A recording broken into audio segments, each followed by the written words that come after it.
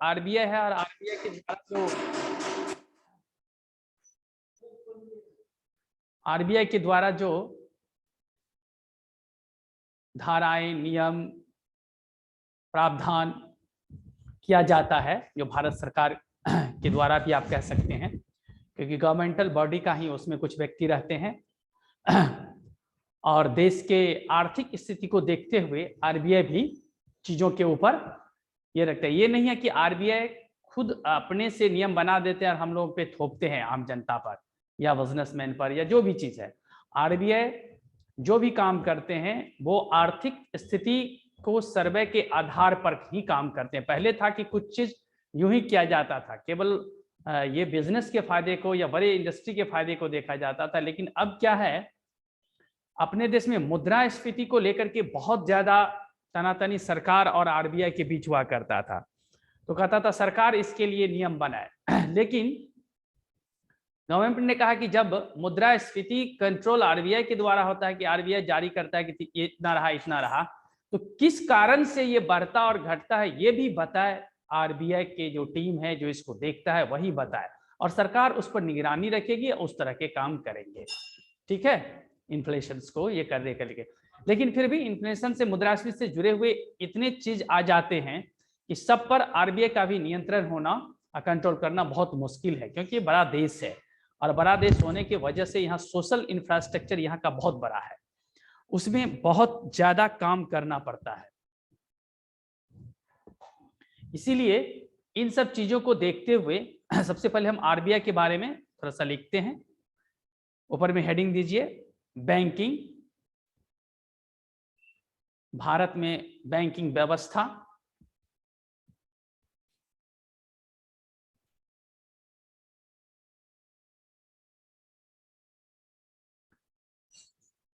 हाँ लिखिए, आरबीआई की स्थापना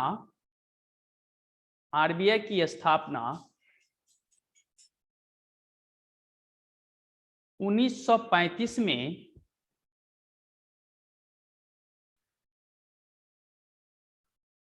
आरबीआई की स्थापना 1935 में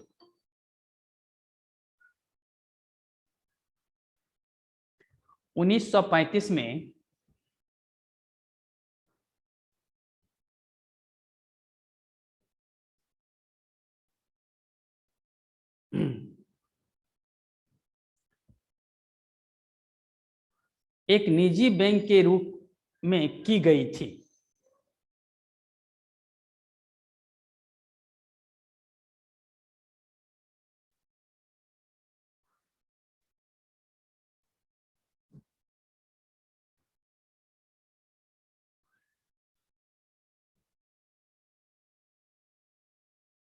एक निजी बैंक के रूप में की गई थी।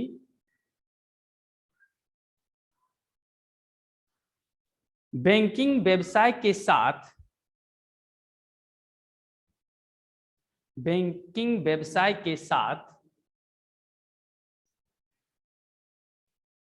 इसका नियमन मतलब काम करने का जो तरीका होगा, नियम जो होगा, इसका नियमन आरबीआई की स्थापना 1935 में एक निजी बैंक के रूप में की गई थी। यहां तक कंप्लीट है।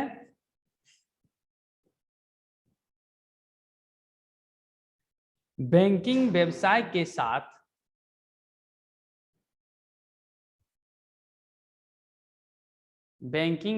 के साथ इसका नियमन तथा नियंत्रण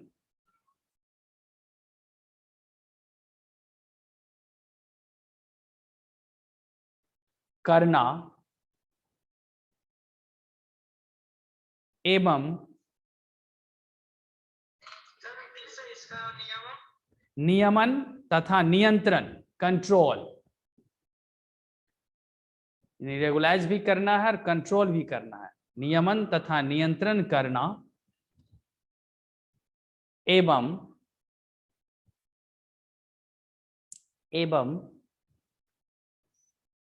सरकार के बैंक के रूप में कार्य करना है।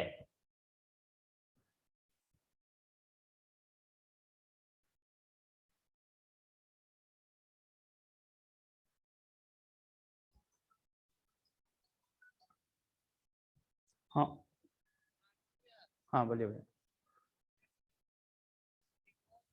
ठीक है। हाँ ठीक है। ठीक है। ठीक है। ठीक है। ठीक है। ठीक है।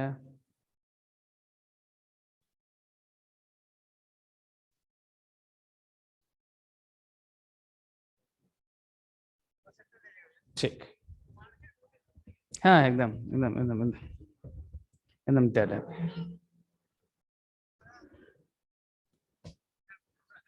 ठीक।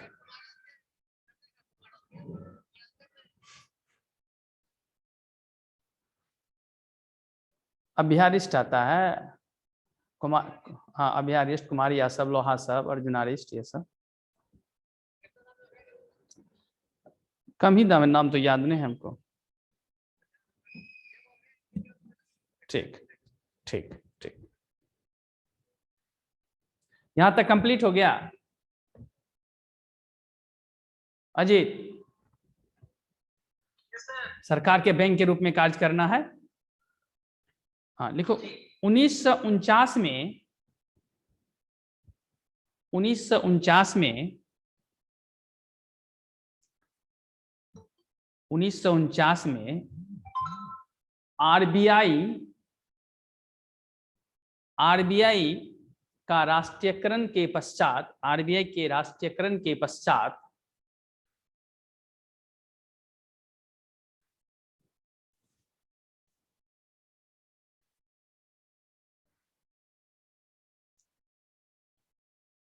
उनचास में आरबीआई के राष्ट्रीयकरण के पश्चात केंद्रीय बैंकिंग निकाय का दर्जा, केंद्रीय बैंकिंग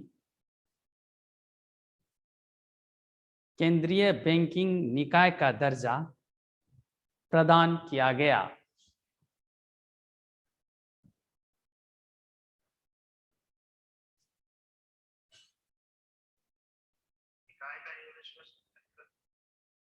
सेंट्रल बैंकिंग बॉडी, निकाय मतलब बॉडी।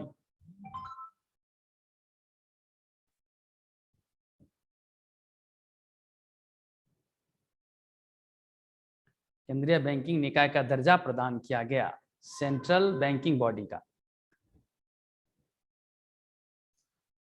माने इसका अर्थ हो गया कि अब यह बैंक जो है सामान्य काम नहीं करेगा, यानी कि आरबीआई एक ऐसा है, इसमें किसी का अकाउंट नहीं खुलता है, पता है ना सबको। मनीष, हाँ ये बैंकों का बैंक है। भारत में निजी क्षेत्र या पब्लिक सेक्टर में जो भी बैंक होगा, कॉमर्शियल बैंक हो या नॉन कॉमर्शियल बैंक हो, जो भी बैंक होगा उस सब के लिए नियम जो है वो आरबीआई ही बनेगा। सरकार ने इसको इसीलिए एक बॉडी के रूप में विकसित किया कि अगर बैंकिंग व्यवस्था पर बहुत ज्यादा हस्तक्षेप सरकार की हो जाएगी तो फिर क्या होगा, देश में कई प्रकार की अराजक स्थिति भी आ सकती है कभी कभी। इसीलिए बैंक को एक स्वतंत्र निकाय तो नहीं, सरकार का तो हस्तक्षेप होता ही है, लेकिन बैंक का जो काम करने का तरीका है उसमें बैंक की अपनी स्वतंत्रता होती है जो आरबीआई के द्वारा तय की जाती है। और सरकार कोई भी नियम बनती है तो सरकार के बॉडी जो बैंक के साथ होते हैं, जो वित्त विभाग सरकार का होता है, वित्त मंत्री होता है, वित्त मंत्री का एक टीम उसके निगरानी को देखता है कि देश हित में ये है कि नहीं। क्योंकि अल्टीमेट सरकार को जो हम लोग चुनते हैं ना, उसका मूल कारण ये है कि देश हित, जितने भी व्यवस्था देश में चल रही हो, आर्थिक क्षेत्र से जुड़ा हुआ हो, सामाजिक क्षेत्र से जुड़ा हुआ हो, उस सब पर सरकार की निगरानी इसीलिए आवश्यक होता है कि ये जनता की चुनी हुई सरकार है जो जनता के हित को सदैव ध्यान में रखता है, लेकिन जनता के हित के साथ साथ देश की आर्थिक हित को भी ध्यान में रखना होगा, क्योंकि उसी पर विकास के कार्य निर्भर करेंगे और सरकार के कामकाज चलाने के लिए जो धन चाहिए वो आर्थिक नीति के जरिए ही जुटाया जा सकता है। इसीलिए आरबीआई जो कोई भी प्रावधान बनाती है बैंकिंग सिस्टम के लिए, क्योंकि अल्टीमेट पैसा बैंक के होकर के ही जाता है, बैंक से ही निकलता है। जब आप किसी बैंक से लोन लेते हैं तो उसमें आपको वहां पर आपका सारा कुछ डॉक्यूमेंटेशन होता है, तब आपको लोन मिलता है। फिर आप जब रिटर्न करते हैं तो बैंक, उसी बैंक में जाकर के रिटर्न करते हैं जिस बैंक से आप लोन लिए, खाली उसके जिस ब्रांच में आप जमा करें, जैसे जमा करें, लेकिन उसी बैंक को आपको पे करना पड़ता है। तो इसीलिए बैंकिंग व्यवस्था सुचारू ढंग से चले, इसलिए सरकार उसको एक निगरानी के रूप में सरकार, उसमें सरकार का हस्तक्षेप होता है। लेकिन जो भी रेगुलेशंस बनता है उसमें आरबीआई की ज्यादातर बर्धस्ता होती है, क्योंकि वो टीम जो होती है वो आर्थिक विश्लेषक के रूप में काम करती है। उसमें हर एक क्षेत्र के विशेषज्ञ रहते हैं, अर्थ के क्षेत्र के, बैंकिंग व्यवस्था के क्षेत्र के। हाँ, क्लास ले रहा है।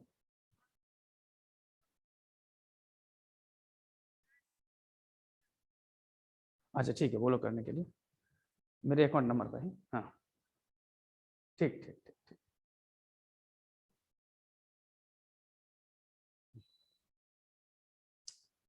तो 1949 में लिखे राष्ट्रीयकरण के पश्चात केंद्रीय बैंकिंग निकाय का दर्जा प्रदान किया गया।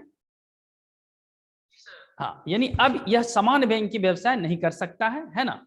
अब लिखिए इनके द्वारा किए जा रहे कार्य निम्न है, यानी आरबीआई के द्वारा निम्न कार्य किए जा रहे हैं। पैराग्राफ चेंज करके लिखिए आरबीआई के द्वारा निम्नलिखित या निम्न कार्य किए जा रहे हैं।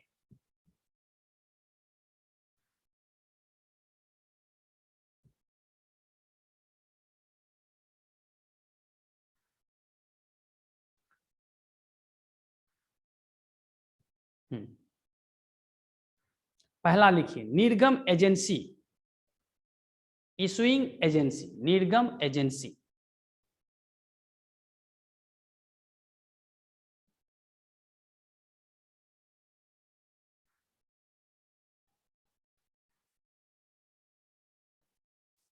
लिखिए भारत में सभी नोटों का निर्गम एजेंसी का कार्य आरबीआई करता है।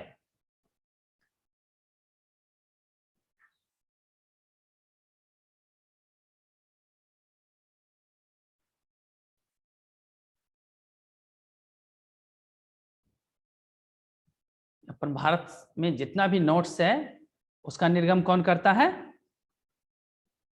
आरबीआई करता है। इशुइंग कौन करता है? उसको इशू आरबीआई करता है। सेकेंड पॉइंट, वितरणकारी एजेंसी, डिस्ट्रीब्यूटिंग एजेंसी।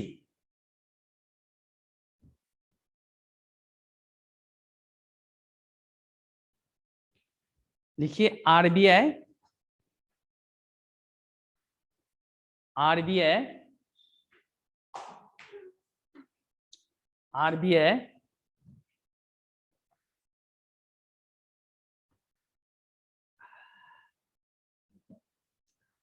आरबीआई अपने एवं सरकार द्वारा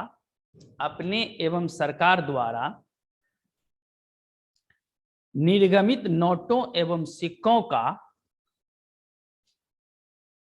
आरबीआई अपने एवं सरकार द्वारा निर्गमित नोटों एवं सिक्कों का वितरण करता भी है। वितरण करता भी है।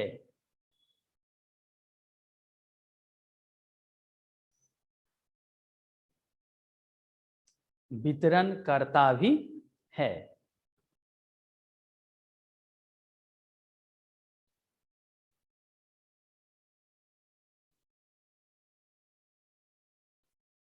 हाँ, थर्ड पॉइंट, सरकार का बैंक यानी बैंकर ऑफ द गवर्नमेंट।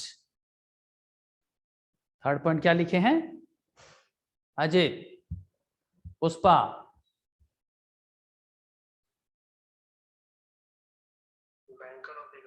हाँ, बैंकर ऑफ द गवर्नमेंट, सरकार का बैंक। देखिए आरबीआई भारत सरकार के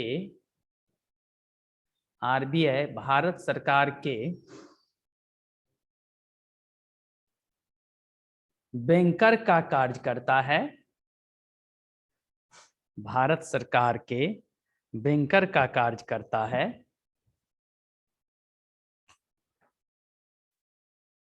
भारत सरकार के बैंकर का कार्य करता है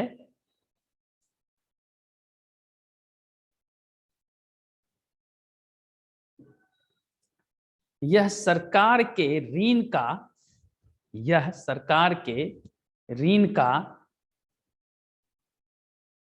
प्रबंधन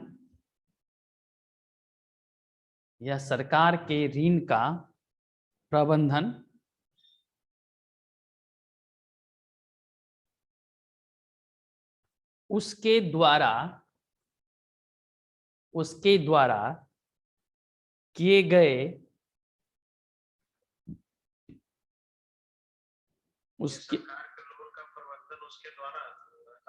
नहीं क्या लिखे, यह आरबीआई भारत सरकार के बैंकर का कार्य करता है, यह सरकार के ऋण का प्रबंधन कोमा उसके द्वारा किए गए ट्रेजरी बिलों की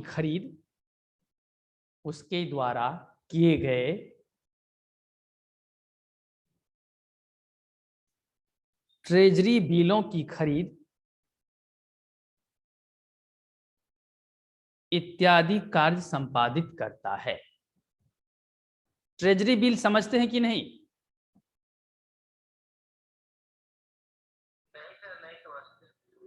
जो कबला करने जाते हैं तो 100 रुपया, 50 रुपया, 20 रुपया या 1000 का या रेंट डील करते हैं, तो खरीदते हैं कि नहीं पेपर?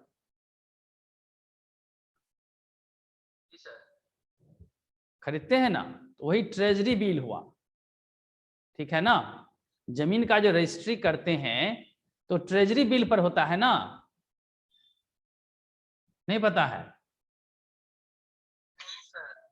हाँ, जाइएगा तो ट्रेजरी बिल वो कई लोग डुप्लीकेट छाप के डुप्लीकेट भी बेचने लगते हैं, है ना, तो उसमें सरकार की हानि होगी, क्योंकि वो जो आरबीआई छाप के सरकार को देती है और सरकार जो उसको वितरण करती है विभिन्न जगह, रजिस्ट्री, रेंट डील या किसी भी प्रकार का हम लोग जो बनाते हैं किसी प्रकार का लीज का जो पेपर तैयार होता है उसी पर होता है, ट्रेजरी बिल पर ही। वो आपको 100 रुपया से लेकर के 1000, 5000 तक का होता है, आपको पता है कि नहीं? हाँ, वो कितना का जमीन है उस हिसाब से वो ट्रेजरी बिल उतना का लिया जाता है और उस पर उसकी रजिस्ट्री होती है, ठीक है। ट्रेजरी बिल पर ही, उसी पर आपका जमीन के रजिस्ट्री चाहे डाकघर जो होता है उसी के ऊपर वो सारा चीज लिखा जाता है, ठीक है। उसी को बोलते हैं ट्रेजरी बिल। वो जितना उसका प्राइस रहता है, 100 का है तो 110 रुपया आपको देना, 10 रुपया कमीशन हो जाता है, जो बेचता है उसका वो कमीशन है, ठीक है ना। जैसे हम लोग पोस्टल ऑर्डर खरीदते थे ना, भारतीय पोस्टल ऑर्डर, अब तो सारा फी हम लोग ऑनलाइन जमा करते हैं, नहीं, अब तो ऑनलाइन की सुविधा हो गई, तो ड्राफ्ट बनाने का भी पहले तो बैंक ड्राफ्ट लगता था, यानी तो पोस्टल ऑर्डर लगता था। हम लोग बहुत पोस्टल ऑर्डर लाइन लग के खरीदे हैं, बड़ा स्कार्सिटी होती थी कभी कभी पोस्टल ऑर्डर की, है ना, ब्लैक में बिकने लगता था।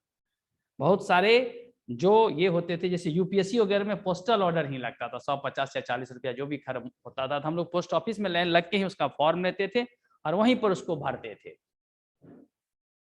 हाँ, ये लिख लिए ना, यह सरकार के ऋण का प्रबंधन उसके द्वारा किए गए ट्रेजरी बिलों की खरीद इत्यादि कार्य संपादित करता है। यहां तक finish.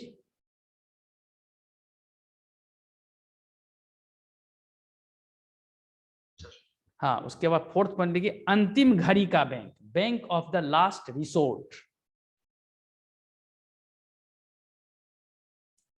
Bank of the last resort, अंतिम घड़ी का बैंक, यानी कि सबको मदद करती है, जितने भी बैंक होते हैं ना उसके एक लाइफ लाइन के ग्रुप में भी आरबीआई काम करता है, इसी को कहता है हाँ रिसोर्ट, RESORT। रिसोर्ट मतलब होता है कि जहां जाके हर कुछ ठहर जाता है, रिसोर्ट, है ना। यानी कि किसी भी बैंक को बहुत नुकसान है तो उस बैंक को खड़ा करने के लिए आरबीआई पुनः मदद करती है, ठीक है। अंतिम घड़ी का bank, bank of the last resort, resort, RESORT, resort. देखिए, सभी अनुसूचित वाणिज्यिक बैंकों, सभी अनुसूचित वाणिज्यिक बैंकों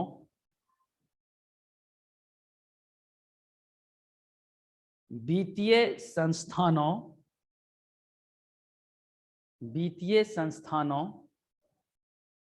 सभी अनुसूचित वाणिज्यिक मतलब कॉमर्शियल बैंकों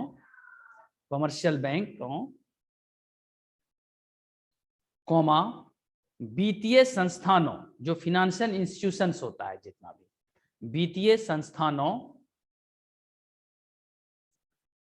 को संकट की अवधि में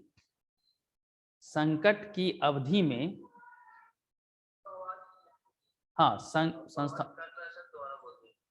सभी अनुसूचित वाणिज्यिक बैंकों वित्तीय संस्थानों को संकट की अवधि में आर्थिक सहायता उपलब्ध कराता है।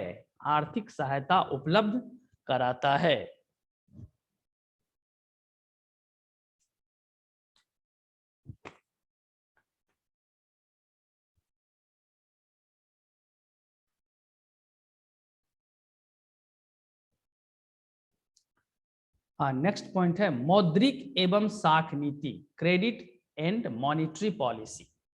मौद्रिक ही बहुत इंपॉर्टेंट है, मौद्रिक एवं साख नीति।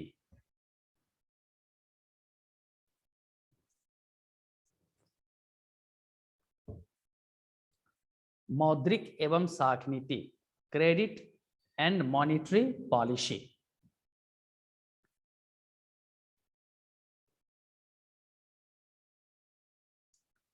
देखिए आरबीआई द्वारा ही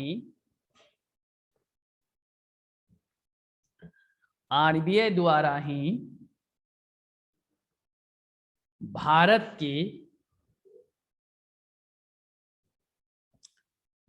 की मौद्रिक एवं साख नीति की घोषणा की जाती है।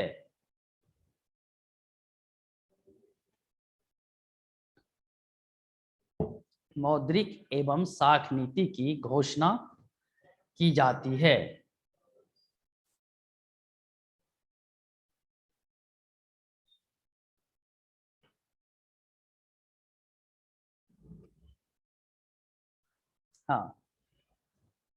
नेक्स्ट विनिमय दर स्थिरीकरण। विनिमय मतलब समझते हैं ना, पैसे का जो एक्सचेंज रेट होता है। विनिमय दर स्थिरीकरण, एक्सचेंज रेट स्टेबलाइजेशन।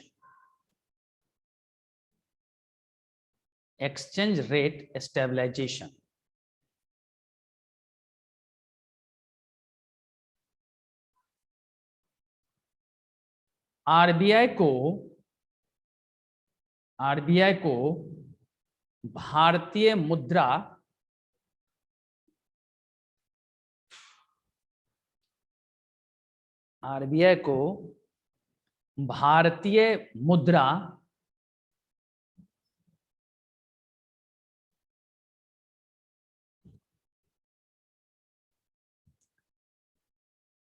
यानी रुपये के विनिमय दर को स्थिरीकृत रखने का भी कार्य सौंपा गया है। आरबीआई को भारतीय मुद्रा मतलब समझ गए ना, भारतीय रुपये, करेंसी जो भारतीय मुद्रा, रुपये के विनिमय दर, एक्सचेंज रेट को स्थिरीकृत यानी स्थिरता प्रदान, स्थिरीकृत रखने का भी कार्य सौंपा गया है।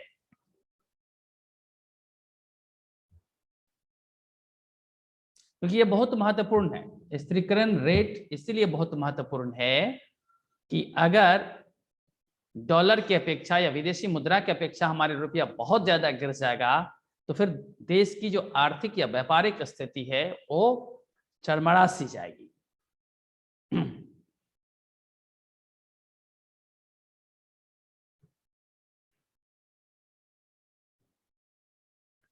हाँ, अब लिखिए मुद्रास्फीति स्थिरीकरण। जैसे वर्तमान समय में क्या है कि अब हम लोग भी बहुत कुछ का, जैसे इम्यूनेशंस का, हथियार का या परमाणु हथियार का या इस तरह के कई जो महंगे बिकते हैं, या मिसाइल्स का या विमान का, ये सब हम सब दिन खरीदार रहे। और इसके परचेज में शुरुआती दौर के गवर्नमेंट ने बहुत ज्यादा दलाली करी।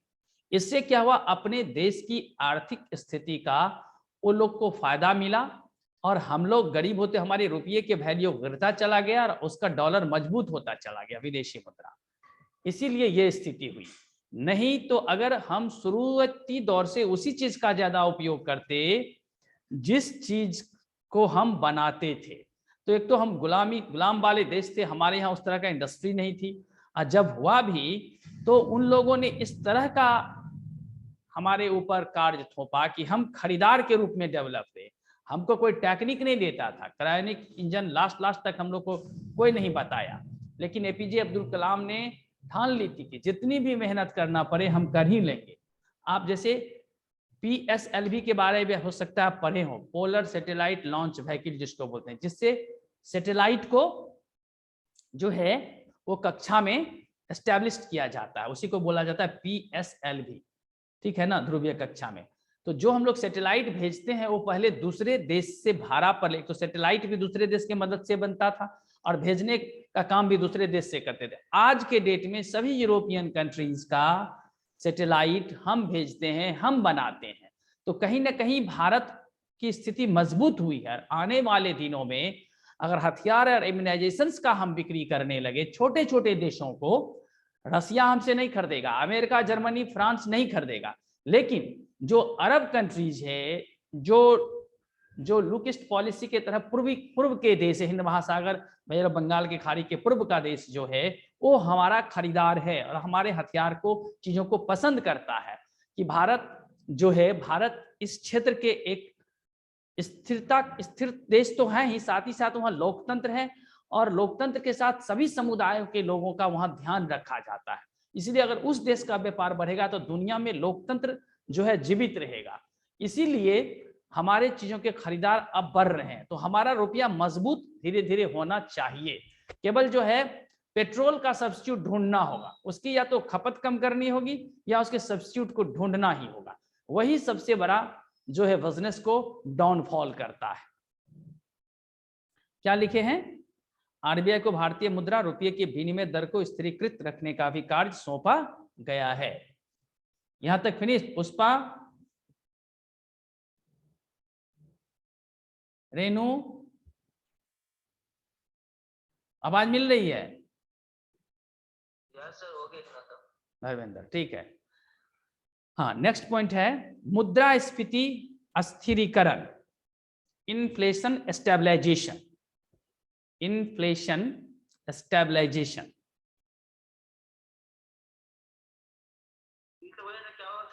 मुद्रास्फीति अस्थिरीकरण, उसको स्थिर रखना, मुद्रास्फीति को स्थिर, सबसे कठिन काम है ये, इन्फ्लेशन स्टेबलाइजेशन।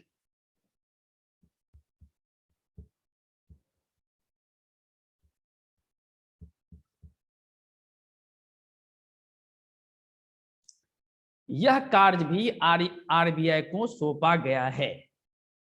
यह कार्य भी आरबीआई को सौंपा गया है।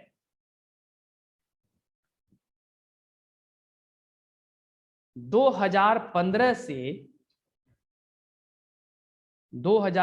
से मुद्रास्फीति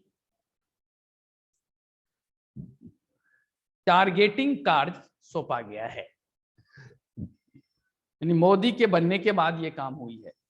2015 से मुद्रास्फीति टारगेटिंग कार्य सौंपा गया है।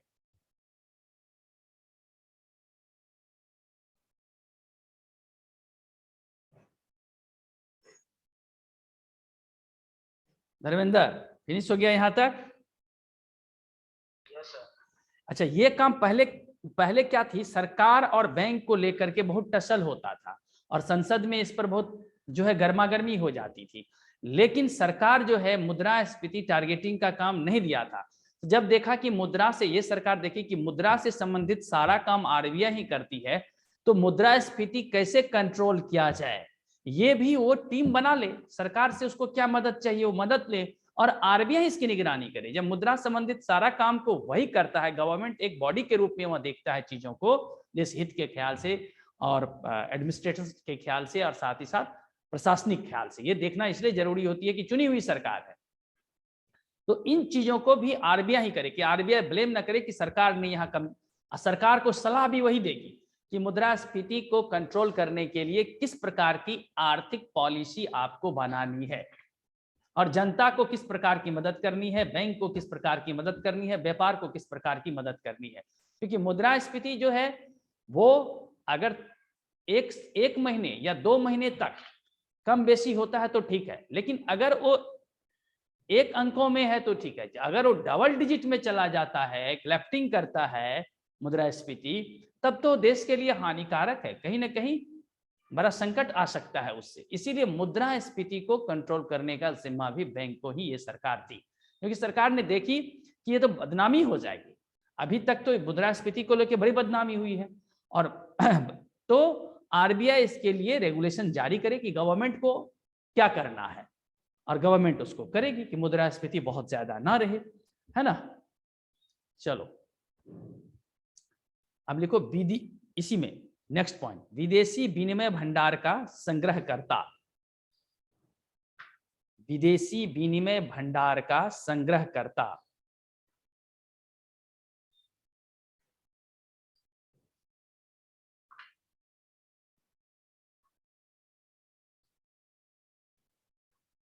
Keeper of the foreign exchange reserves.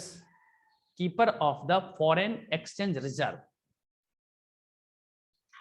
यानी जैसे अभी कहती है ना सरकार की भारत का जो इकोनॉमी है वो $5 ट्रिलियन हो जाएगी, बिलियन नहीं ट्रिलियन डॉलर, है ना।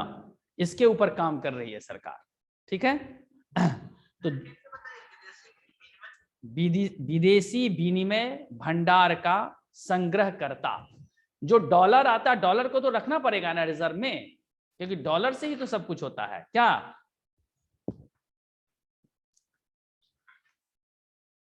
विदेशी विनिमय भंडार का संग्रह करता, तो जितना मेरा व्यापार बढ़ेगा, मेरा विदेशी भंडार जो है, विदेशी रिजर्व जो है, फॉरेन मनी जो है उतना बढ़ता चला जाएगा। देखो इसका अंतिम संग्रह करता है और इसका प्रबंधन भी करता है। किसका? विदेशी मुद्रा का। इसका अंतिम संग्रह करता है और इसका प्रबंधन भी करता है।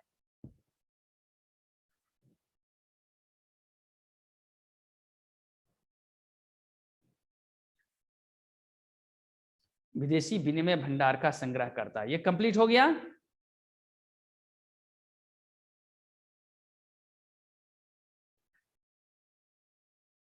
इसका अंतिम संग्रह करता है और इसका प्रबंधन भी करता है। क्या? विदेशी विनिमय भंडार का संग्रह करता, ये लाइन कंप्लीट हुआ। हाँ, तो इसका अंतिम संग्रह करता है और इसका प्रबंधन भी करता है। किसका? विदेशी विनिमय का, विदेशी भंडार, रुपये के भंडार का। जैसे आम पब्लिक के पास अगर डॉलर रहेगा ना, तो आम पब्लिक को इसका हिसाब रखना होगा कि डॉलर कहां से लाया, क्यों रखा, कहां गया था।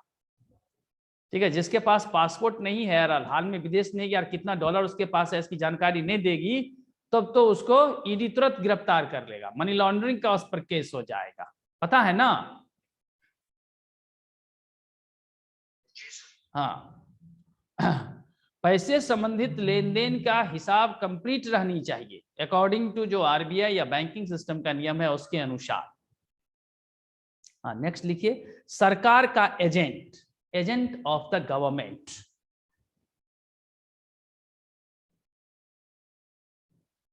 सरकार का agent, agent of the government. देखिए आईएमएफ इत्यादि में, आईएमएफ इत्यादि में सरकार के एजेंट के रूप में, सरकार के एजेंट के रूप में कार्य करता है। सरकार के एजेंट के रूप में कार्य करता है।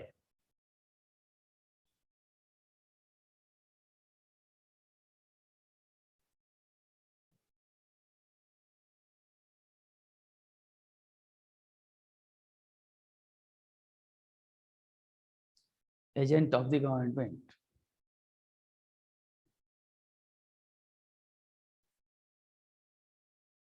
ये हो गया। उसके बाद लिखिए विकास संबंधी कार्य। विकास या प्रोत्साहन, पब्लिक प्रोत्साहन भी लिख दीजिएगा, विकास प्रोत्साहन संबंधी कार्य।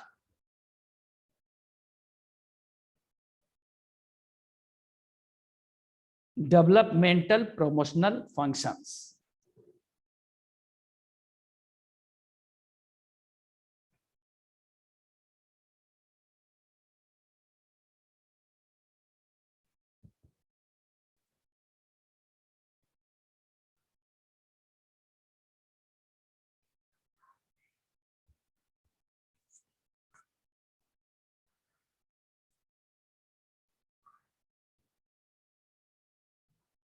हाँ, का कार्य करता है। उन अर्थव्यवस्था विकास एवं प्रोत्साहन का भी कार्य इन्हें सौंपा गया है। आरबीआई को अर्थव्यवस्था के विकास एवं प्रोत्साहन का भी कार्य सौंपा गया है।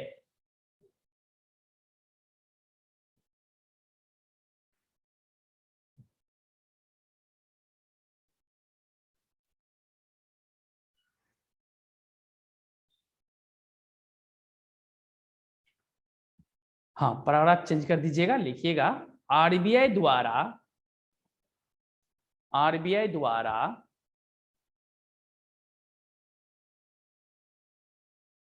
भारतीय औद्योगिक विकास बैंक, भारतीय औद्योगिक विकास बैंक,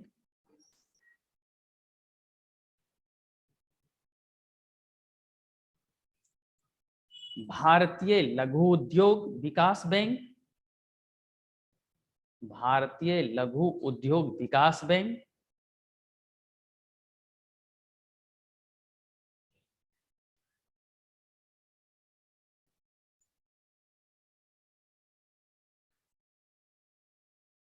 कोमा नाबार्ड,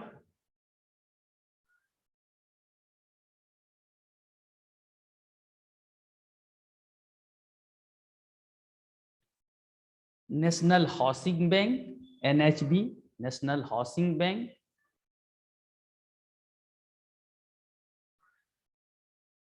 इत्यादि की स्थापना की गई, इत्यादि की स्थापना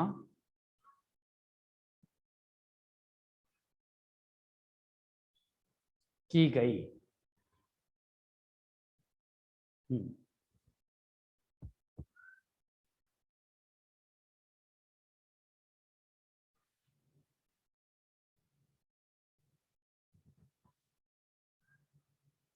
हाँ, यहां तक लिख लिए मनीष? जी सर। हाँ, अब पैराग्राफ चेंज कर लिखिए मौद्रिक एवं साख नीति, क्रेडिट एंड मॉनिटरी पॉलिसी। मौद्रिक एवं साख नीति,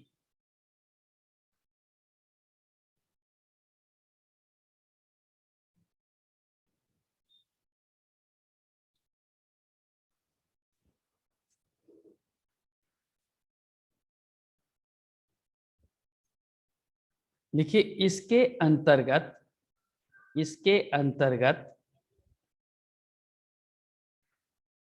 मुद्रा प्रचलन की मात्रा, इसके अंतर्गत मुद्रा प्रचलन, इन जो मुद्रा चलन में रहेगा किस प्रकार से रहेगा, मुद्रा प्रचलन की मात्रा विनियमित होती है, मुद्रा प्रचलन की मात्रा विनियमित होती है।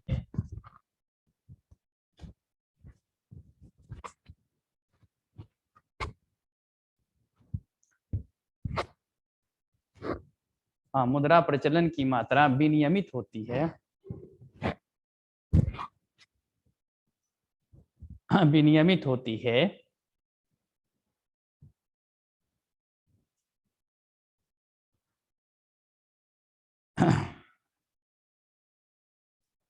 उसकी मौद्रिक एवं साख नीति कहलाती है, उसकी मौद्रिक एवं साख नीति कहलाती है।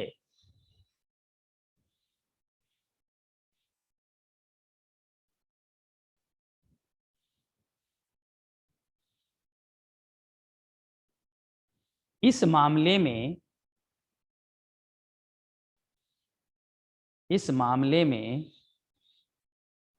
कार्यकारी स्वायत्तता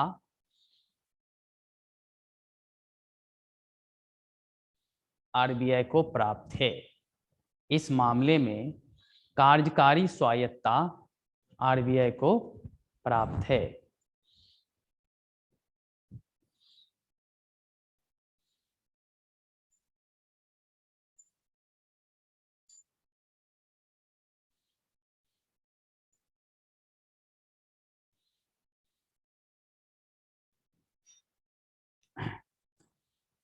RBI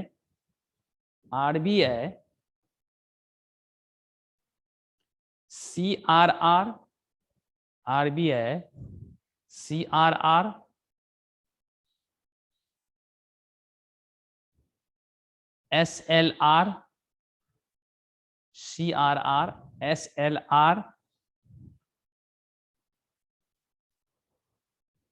bank rate, RBI CRR SLR bank rate, repo और रिवर्स रेपो रेट,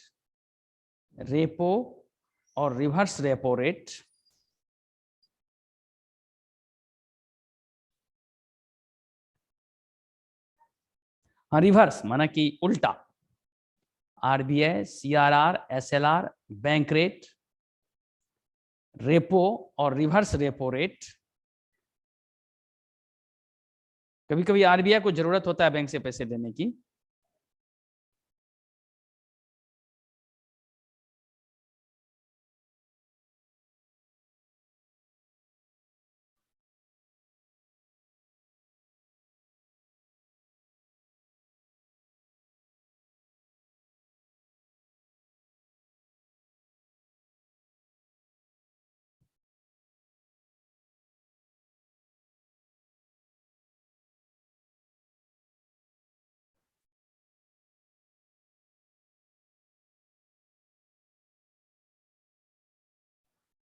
हाँ यहां तक कंप्लीट हो गया।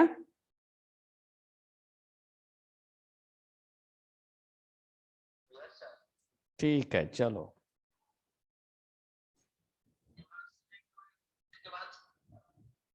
हाँ क्या क्या लिखे हो? रेपो और reverse repo rate, MSF rate, MSF rate,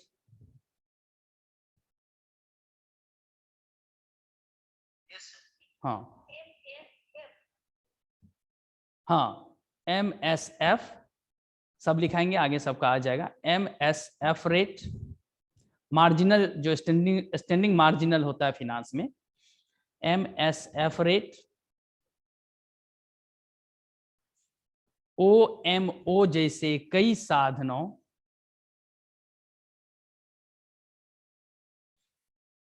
OMO जैसे कई साधनों से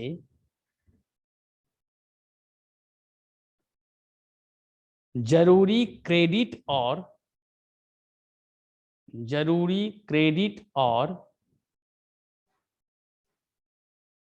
मॉनेटरी को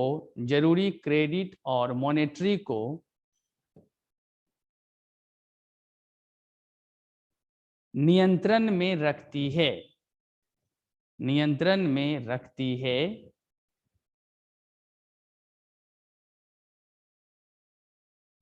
जिन पर आरबीआई का नियंत्रण है, जिन पर आरबीआई का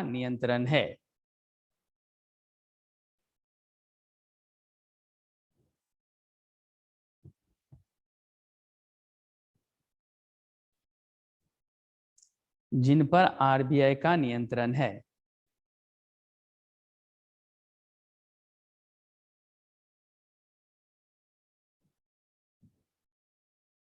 हाँ अब दीजिए हेडिंग, पैराग्राफ चेंज कीजिए, सीआरआर लिखिए, कैश रिजर्व रेशियो,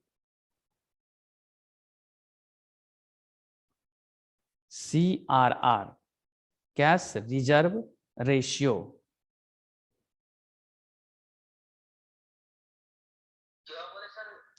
CRR, सी लिखिए, पहले paragraph चेंज किए, उसका लिखिए CRR, कैपिटल में लिखिएगा, C for cash, R for reserve और R फॉर रेशियो। लिखे CRR, कैश रिजर्व रेशियो।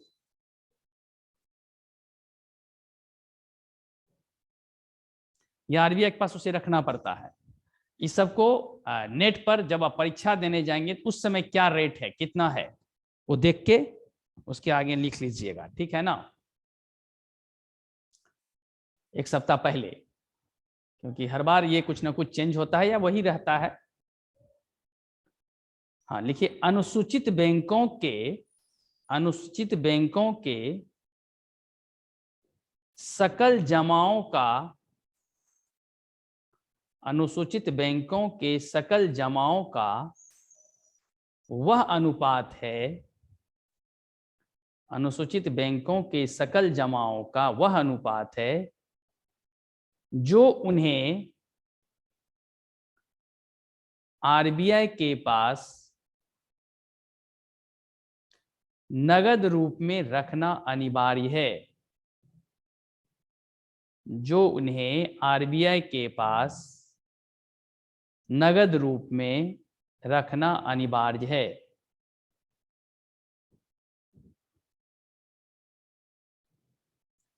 ये इसीलिए रखा जाता है कि पब्लिक के हित को ध्यान में रखा जाता है, पब्लिक के हित को ध्यान में रखते हुए बैंक का एक, लेकिन हाँ ये कम ये 5-6% से ज्यादा नहीं रखा जाता है, ये उससे ज्यादा होता है ना, तो क्या होता है कि बैंक के पास लोन देने के लिए या अपने कार्य करने के लिए पैसे की तब अभाव हो जाती है। लिख लिए, अनुसूचित बैंकों के सकल जमाओं का वह अनुपात है जो उन्हें आरबीआई के पास नगद रूप में रखना अनिवार्य है।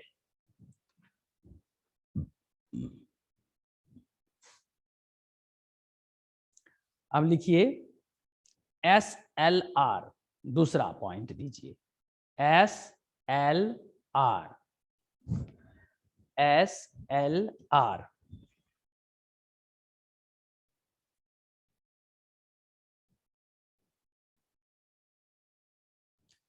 SLR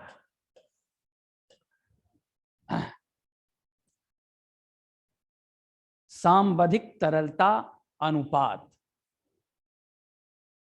स्टैट्यूटोरी लिक्विडिटी रेशियो, इंग्लिश में लिखेंगे स्टैट्यूटोरी, STATUTORY, स्टैट्यूटोरी लिक्विडिटी रेशियो, हिंदी में है सांविधिक तरलता अनुपात।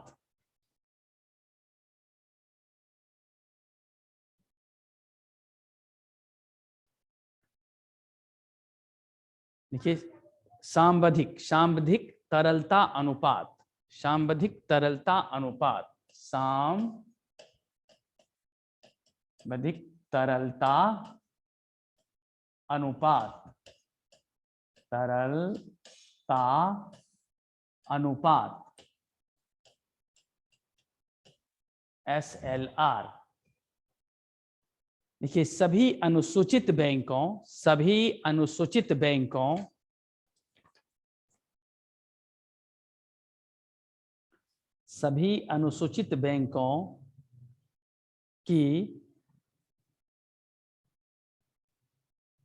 सकल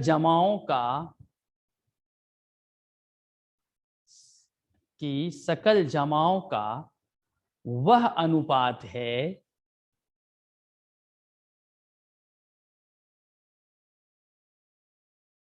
जिसे उन्हें अपने ही पास विद्यमान रखना है, जिसे उन्हें अपने ही पास विद्यमान रखना है।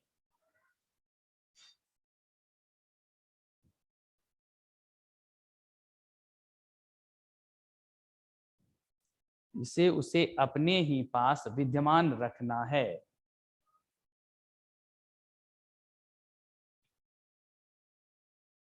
जिसे इसे अपने ही पास विद्यमान रखना है।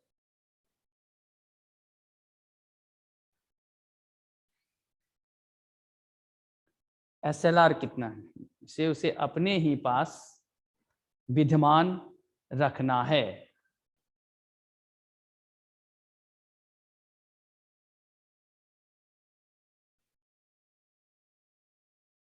जिसे उसे अपने ही पास विद्यमान रखना है।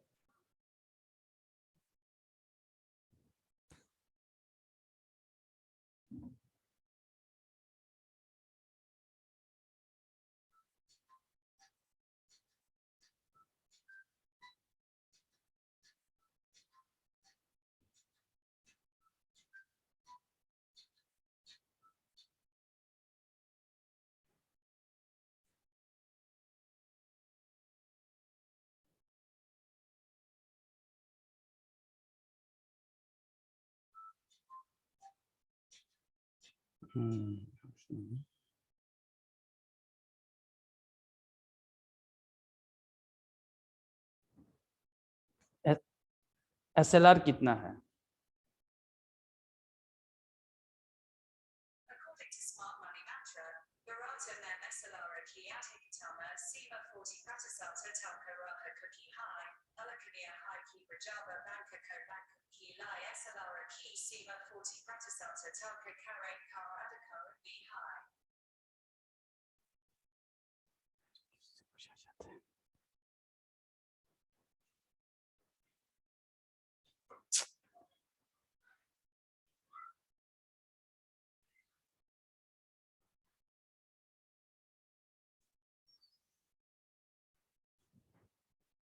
अभी 18% है।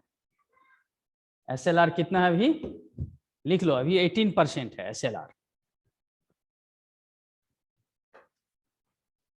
और CRR है 4%। इससे पहले CRR दिखाए हैं ना, CRR और रेपो रेट दोनों 4% होता है।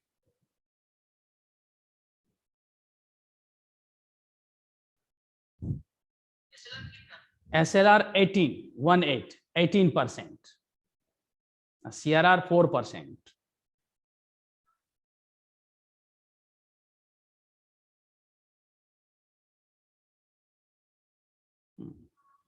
हाँ, अब लिखो बैंक रेट।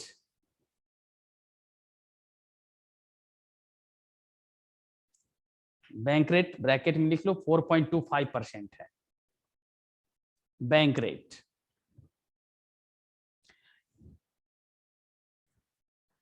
जो SLR होता है वो गैर नगद भी होता है, नॉन कैश में भी रहता है, ज्वेलरी के रूप में या सोने के रूप में भी रह सकता है। यह नगद या गैर नगद नॉन कैश भी हो सकता है SLR। अब लिखो बैंक रेट। देखो यह वह दर है, यह वह दर है जिसे RBI अपने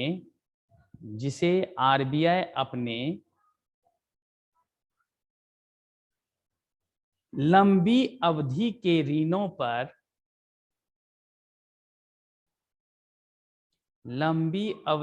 ऋणों पर वसूलता है।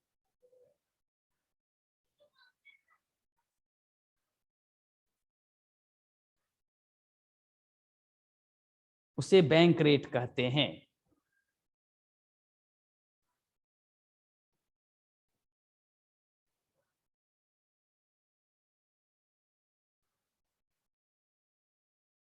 जैसे RBI किसी पब्लिक को पैसा नहीं देती है, किसी पब्लिक को लोन नहीं देती है ना।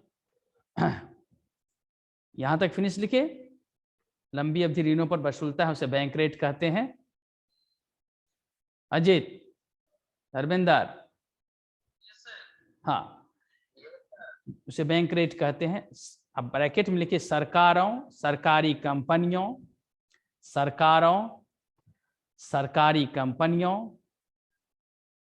बैंकों और वित्तीय संस्थानों इत्यादि को फिनांस करता है। यह किसको देती है RBI इस रेट पर पैसे? हाँ, सरकारों, सरकारी कंपनी, जो सरकारी कंपनी है ना, सरकारी कंपनियों, बैंकों,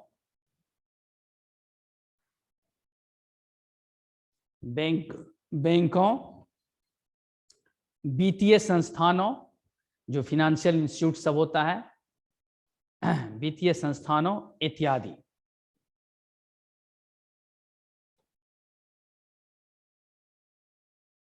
किस रेट पर देता है, और रेट भी लिखा दिए हैं। अब लिखो रेपो दर, ये बैंक दर समझ गए ना। बैंक रेट किसको प्रभावित करता है? जैसे शॉर्ट टर्म के लिए जो लेता है उसके लिए पैसे नहीं लेते हैं आरबीआई, अगर वो लॉन्ग टर्म है तो उसको पैसे चाहिए, ठीक है, उस पर परसेंटेज चाहिए। बैंक रेट जो फिक्स है वो देना होगा। अब लिखिए रेपो रेट,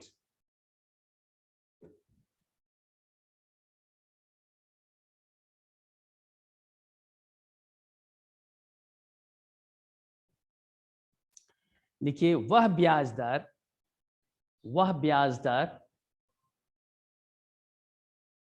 जिस पर आरबीआई द्वारा, वह ब्याज दर जिस पर आरबीआई द्वारा अपने ग्राहकों को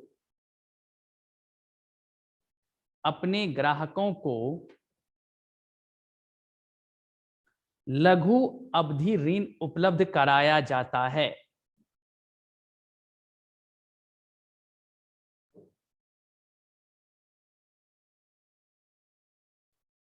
लघु अवधि ऋण उपलब्ध कराया जाता है, उसे भारत में रेपो दर कहते हैं। उसे भारत में रेपो दर कहते हैं। उसे भारत में रेपो दर कहते हैं।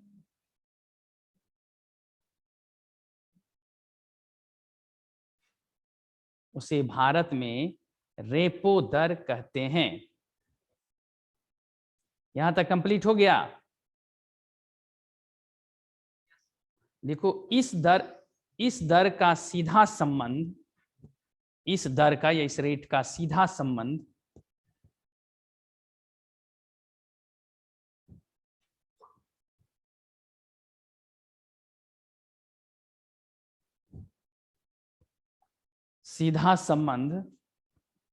उस दर से है जिस पर बैंक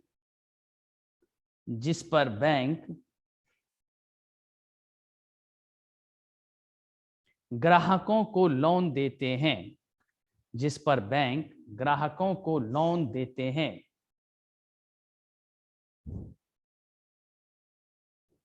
जिस पर बैंक ग्राहकों को लोन देते हैं।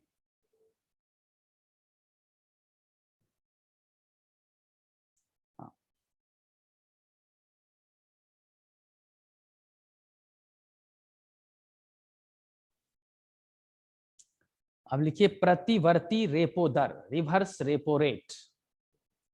प्रतिवर्ती रेपो दर,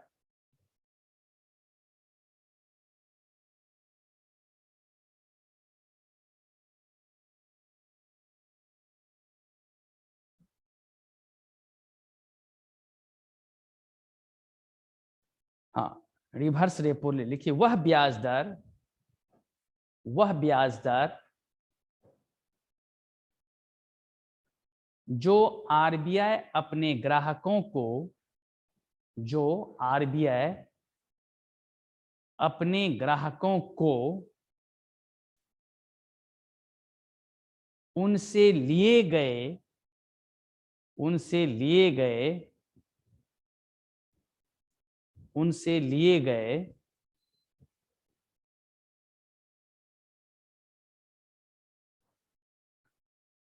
लघु अवधि के ऋणों पर दी जाती है।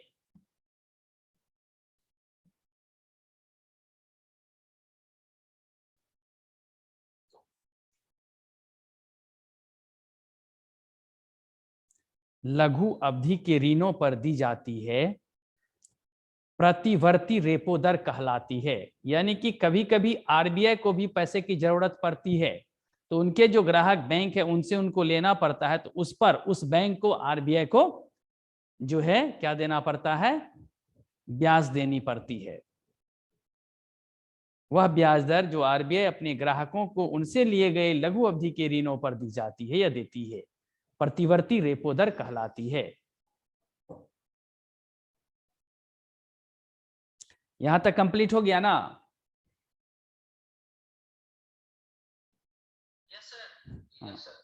देखो, RBI, government, financial institutions, company, ये सबको एक एक जो जो दायरा फिक्स करता है आरबीआई, एक जो प्रावधान बनाती है सरकार के साथ मिल करके, जो उनको अपनी स्वायत्ता उसके आधार पर, वो देश के आर्थिक व्यवस्था को मजबूती प्रदान करने के लिए।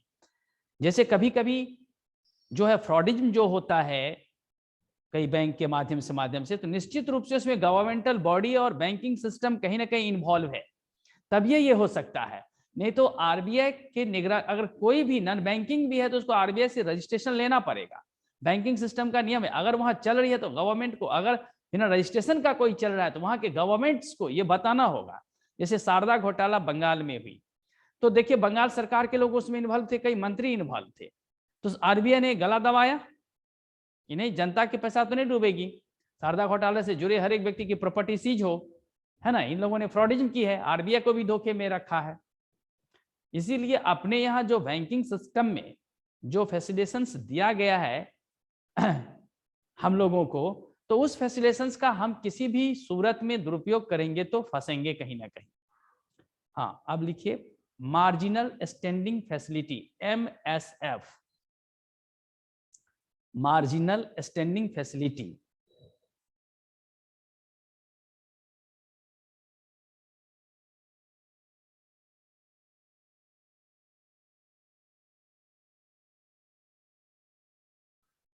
हाँ, मार्जिनल स्टैंडिंग फैसिलिटी, MSF, ये बैंक लेता है आरबीआई से 1% ज्यादा पर। कभी कभी ये उस प्रकार की नकदी जरूरत किसी बैंक को पड़ जाता है, कोई बड़ा डिपॉजिटर अगर तत्काल या कोई बड़ा फिनेंसर को देना पड़ता है, तो मार्जिनल स्टैंडिंग फैसिलिटी, MSF। देखिए इस योजना के तहत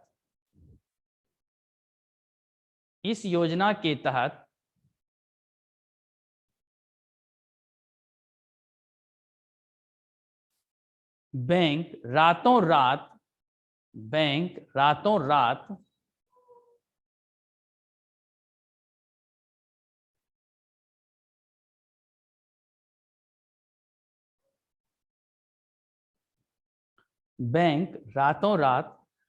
अपनी नेट डिमांड एवं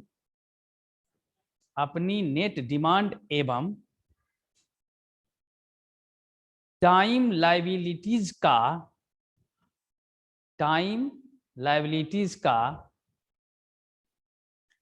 1%, इस योजना के तहत बैंक रातों रात अपनी नेट डिमांड, जो बैंक का डिमांड है, जो उसको चाहिए, नेट डिमांड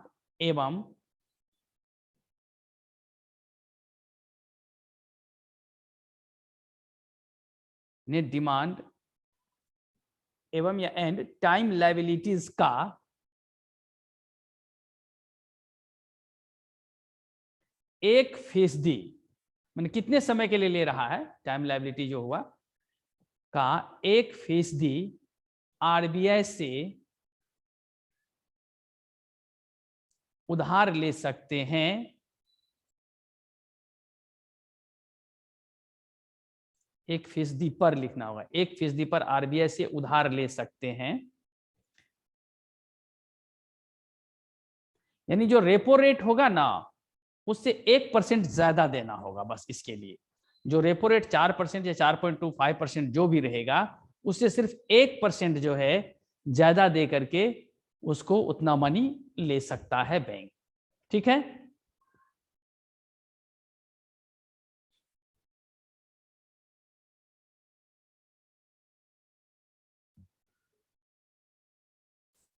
वर्तमान रेपो रेट से 1% ज्यादा पर, ब्रैकेट में ये लिख लेना। यहां तक कंप्लीट अजित? ठीक है, हाँ यहीं पर एक लेना और लिख लो, आरबीआई क्रेडिट और मॉनेटरी पॉलिसी को, आरबीआई क्रेडिट और मॉनेटरी पॉलिसी को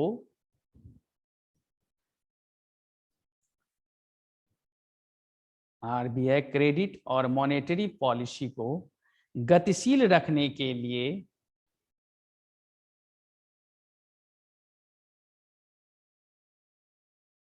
कई तरह के उपाय करती है।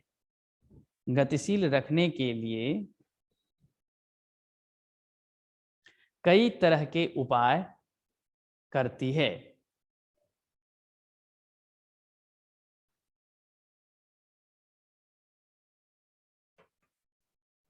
कई तरह के उपाय करती है।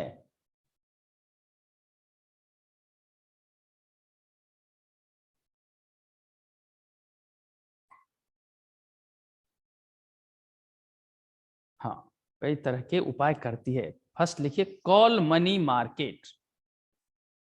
पहला उपाय क्या क्या करती है? Call money market.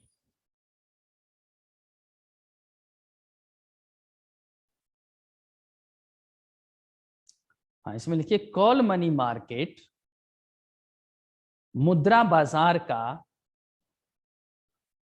Call money market मुद्रा बाजार का एक अहम हिस्सा है।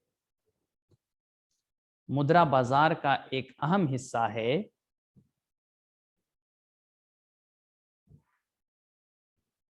जहां फंड उधार लेने और देने का काम, जहां फंड उधार लेने और देने का काम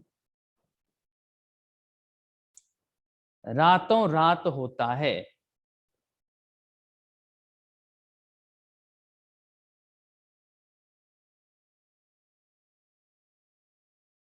जहां फंड उधार लेने और देने का काम रातों रात होता है।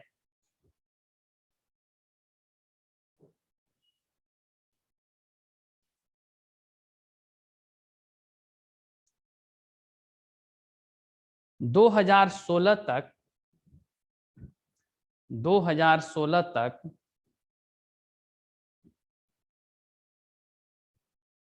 2016 तक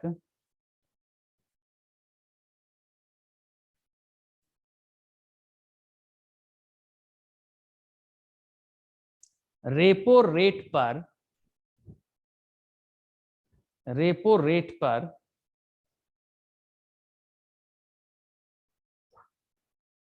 ओवरनाइट फैसिलिटी के तहत, रेपो रेट पर ओवरनाइट फैसिलिटी के तहत बैंक अपने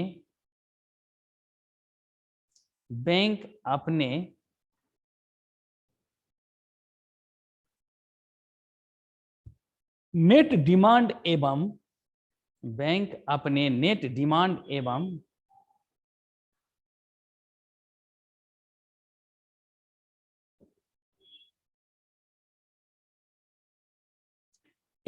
टाइम लायबिलिटीज का, बैंक अपने नेट डिमांड एवं टाइम लायबिलिटीज का सिर्फ 1% ही उधार दे सकते थे। सिर्फ 1% ही उधार दे सकते थे।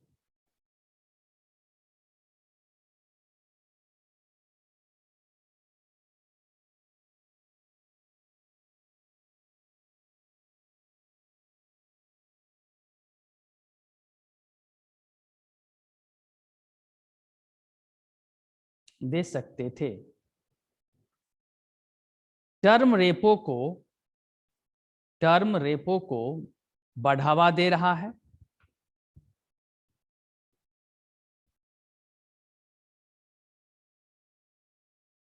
टर्म रेपो को बढ़ावा दे रहा है। स्थिरता बढ़ाना और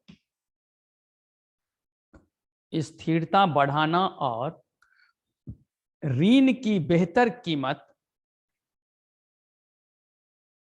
स्थिरता बढ़ाना और ऋण की बेहतर कीमत इस बदलाव का उद्देश्य है। इस बदलाव का उद्देश्य है। ऋण की बेहतर कीमत, ऋण की बेहतर कीमत इस बदलाव का उद्देश्य है। ऋण का बेहतर कीमत, इसे रिवर्स रेपो रेट कितना लिखो, 3.35% है।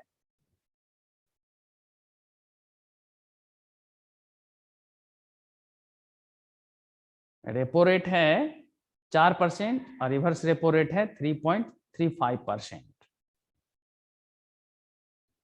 और एमएसएफ भी है 4.25% और बैंक रेट भी है 4.25%। कौन सा रेट बोलो उधर? रेपो रेट है 4% और रिवर्स रेपो है 3.35%। बैंक रेट है 4.25%।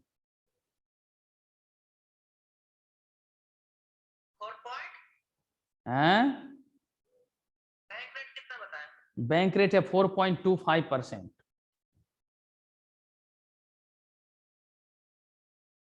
CRR 4%, SLR 18%। लिख लिए सब?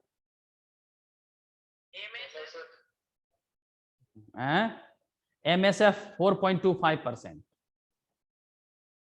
MSF 4.25%।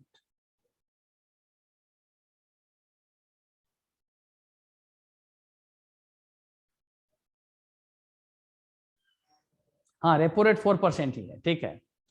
देख लेना, उसको चेक कर लेना एक बार नेट से, और क्या। हाँ, यहां तक हो गया ना?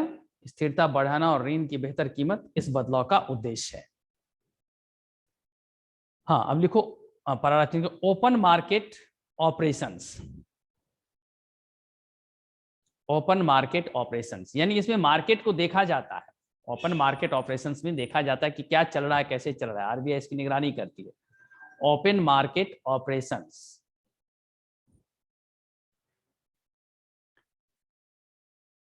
इसके तहत बाजार में, इसके तहत बाजार में नकदी की स्थिति को, नकदी की स्थिति को व्यवस्थित करना होता है। बाजार में नकदी की स्थिति को व्यवस्थित करना होता है।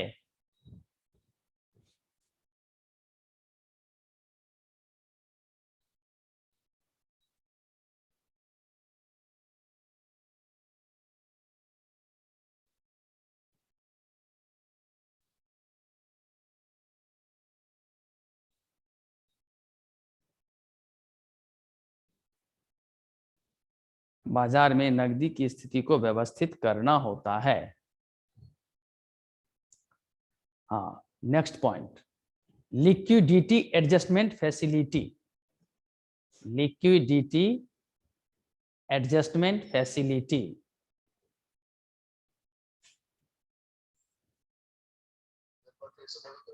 लिक्विडिटी जो तरलता होती है पैसे की, मनी की। लिक्विडिटी एडजस्टमेंट, एडजस्ट जो एडजस्ट किया जाता है उसको सही तरीके से सेटलमेंट जो किया जाता है। एडजस्टमेंट फैसिलिटी, जो फैसिलिटी दिया जाता है, जो सुविधा दी जाती है। लिक्विडिटी एडजस्टमेंट फैसिलिटी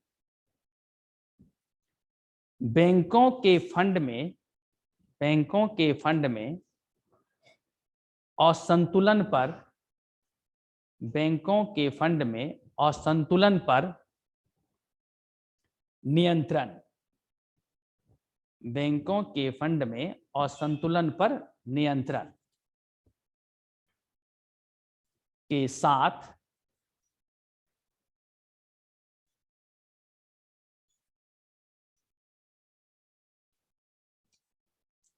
बैंकों, बैंकों के फंड में असंतुलन पर नियंत्रण के साथ आरबीआई को, आरबीआई को, आरबीआई को प्रभावी तरीके से, आरबीआई को प्रभावी तरीके से ब्याज दर के संकेत, ब्याज दर के संकेत बाजार को भेजने में मदद करता है। कोई पप्पू जी करके था। बाजार को भेजने में मदद करता है।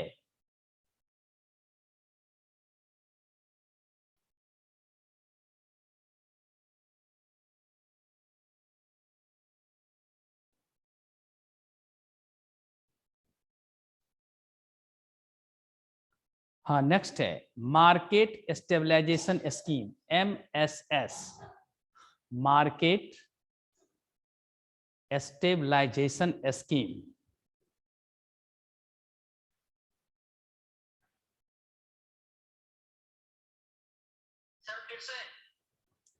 Market stabilization scheme, MSS, market S से होता, M से मार्केट, S से स्टेबलाइजेशन, जो स्टेबिलिटी हो, जो स्थिरता होती है, और scheme market stabilization scheme, MSS। अधिक मात्रा में पूंजी बाजार में, अधिक मात्रा में पूंजी बाजार में आने से ज्यादा समय तक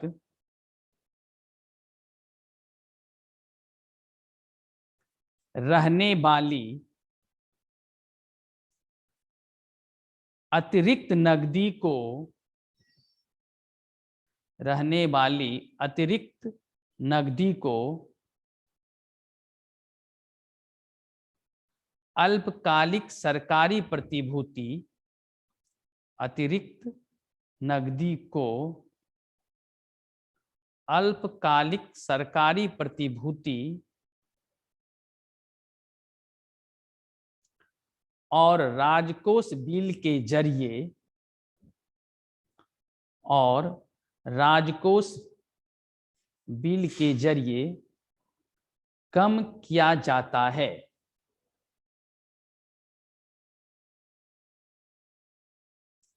और राजकोष बिल के जरिए कम किया जाता है।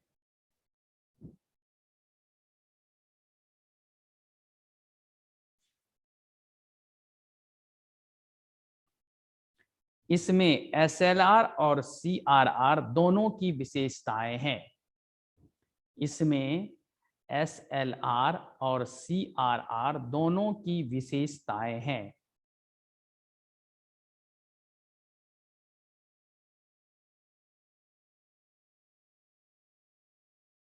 इसमें SLR और CRR दोनों की विशेषताएं हैं।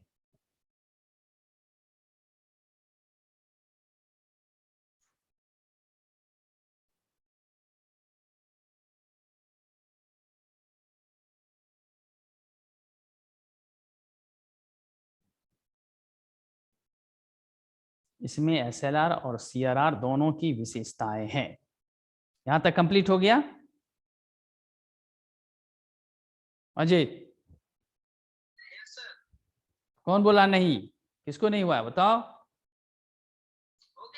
ओके, बेस दर, अब लिखो बेस रेट, बेस दर।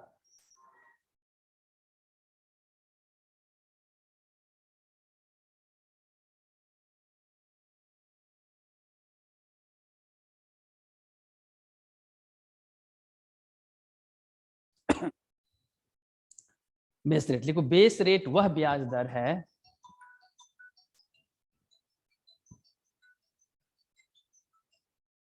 हाँ अभी थोड़ी देर क्लास लेने, थोड़ी देर में आएंगे। हाँ हाँ हाँ बेस रेट देखिए, बेस रेट वह ब्याज दर है, बेस रेट वह ब्याज दर है जिसके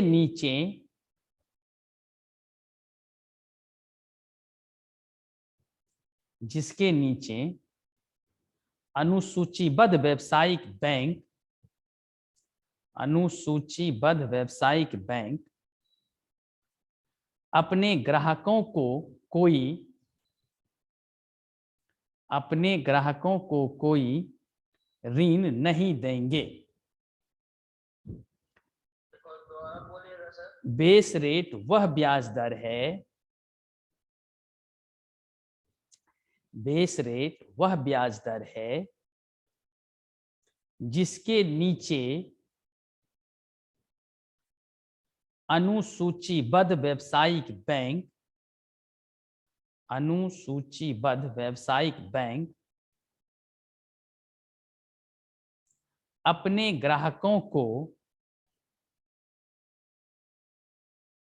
कोई ऋण नहीं देंगे,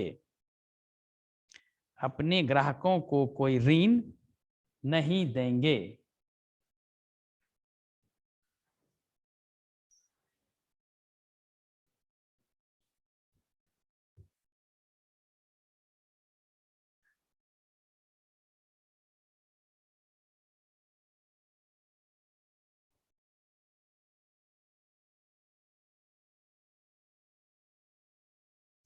हाँ,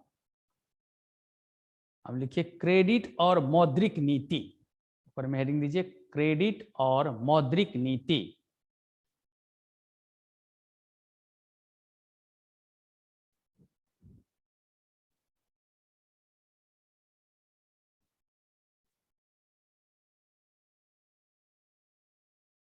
लिखे धर्मेंद्र? हाँ लिखिए, पहला पॉइंट, हर 2 महीने में, हर 2 महीने में एक बार मौद्रिक नीति की समीक्षा होती है। हर 2 महीने में एक बार मौद्रिक नीति की समीक्षा होती है।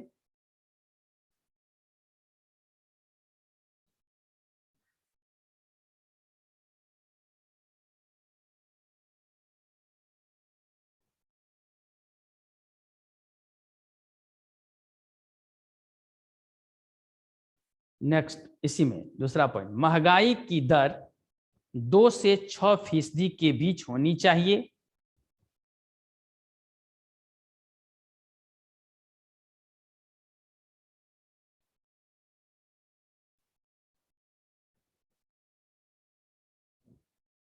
महंगाई की दर 2 से 6% के बीच होनी चाहिए।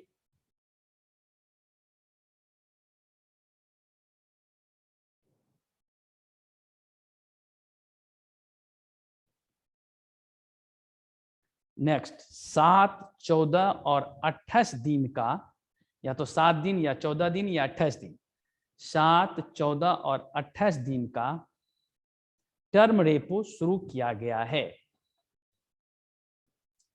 7, 14 और 28 दिन का टर्म रेपो शुरू किया गया है। अब नेक्स्ट, कल आज ही तक